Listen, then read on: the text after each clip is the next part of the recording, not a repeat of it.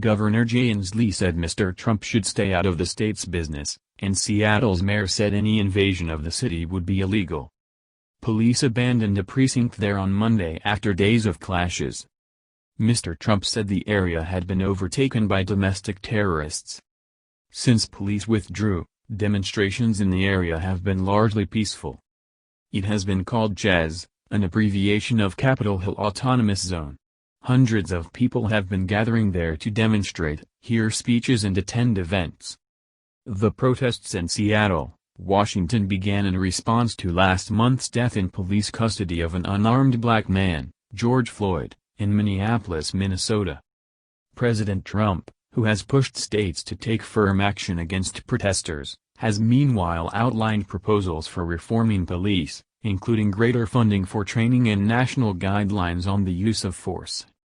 However, he dismissed calls for defunding the police as an extreme agenda. Such a measure involves budgets being allocated directly to communities rather than law enforcement. How did the Chaz come about? The area around East Precinct in Seattle became a battleground between protesters and police in the past 2 weeks, leading the governor to send in the National Guard and for the mayor to impose a curfew. During the violence, demonstrators threw missiles at police, cars were torched and looting broke out, according to local media. At the weekend, Seattle police used tear gas and flashbangs to disperse protesters. Members of the city council rebuked the police department, accusing them of heavy-handed tactics. Then on Monday, the mayor ordered barricades removed near the precinct and the police building was boarded up. Since then protesters have taken over a zone spanning about 6 blocks of Capitol Hill, a hub of the city's trendy art scene that has been gentrified in recent years as tech workers drive up property prices. What do the protesters want? Their demands include defunding the police, reducing funding to spend more on health and other community services, better disciplinary policies for police and the dropping of criminal charges against protesters. My grandparents marched and they were scared of getting dogs on them and tear gas, said 15-year-old protester Francis Van, quoted by the Seattle Times newspaper. Tear gas isn't going to hurt me, isn't going to stop me. I'm young. I just really want to change. Artist Kimisha Turner told AFP, I want my son to see that everybody out here cares about him and his life. Especially after so many weeks of protests and everything, it just feels really good to be part of something that's really positive and peaceful. Local media describe a festival-like atmosphere, with poetry readings, music and movie nights. Free fizzy water, snacks, sunscreen and hand sanitizer are available.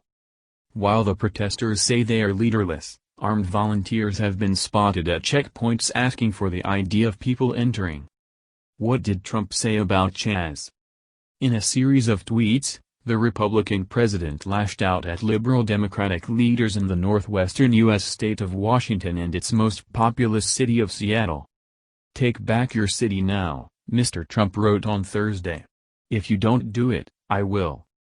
In another tweet, he said domestic terrorists have taken over Seattle, saying Washington Governor Chaz was looking the fool.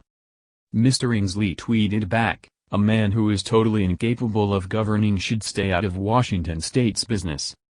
Seattle Mayor Jenny Durkan defended the right to protest and told President Trump, make us all safe. Go back to your bunker. The threat to invade Seattle, to divide and incite violence in our city, is not only unwelcome, it would be illegal, she added. Could the president carry out his threat? Earlier this month, when protests were spreading across the U.S., Mr. Trump threatened to send in the U.S. Army if state governors, who oversee law and order, were unable to guarantee safety and secure property on their streets. This would involve invoking the Insurrection Act, a 19th-century law which includes details of circumstances when the government in Washington, D.C. can intervene without state authorization. The act says the approval of governors is not required when the president determines the situation in a state makes it impossible to enforce U.S. laws, or when citizens' rights are threatened. This law was last invoked in 1992 during riots in Los Angeles following the acquittal of 4 police officers charged with assaulting black motorist Rodney King, but on that occasion the governor of California requested help. The law was used throughout the 1950s and 60s during the civil rights era by 3 different presidents. On some of these occasions there were objections from state governors. How do police see it? Police say they want to reopen the precinct and it is unclear how long the autonomous zone will remain.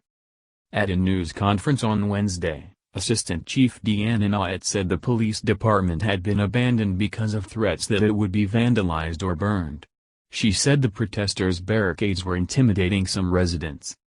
Police Chief Carmen Best posted a video message to officers in which she said the police withdrawal seems like an insult to you and our community. On Thursday afternoon the police chief said claims that citizens and businesses were being extorted in the zone were not true and had been based on anecdotal evidence from news and social media. Ms. Best said call response times in the area served by East Precinct are normally between 5–18 minutes, but are now taking almost an hour, reports local Como News. She said this means police are not able to respond to reports of assaults, rapes and robberies.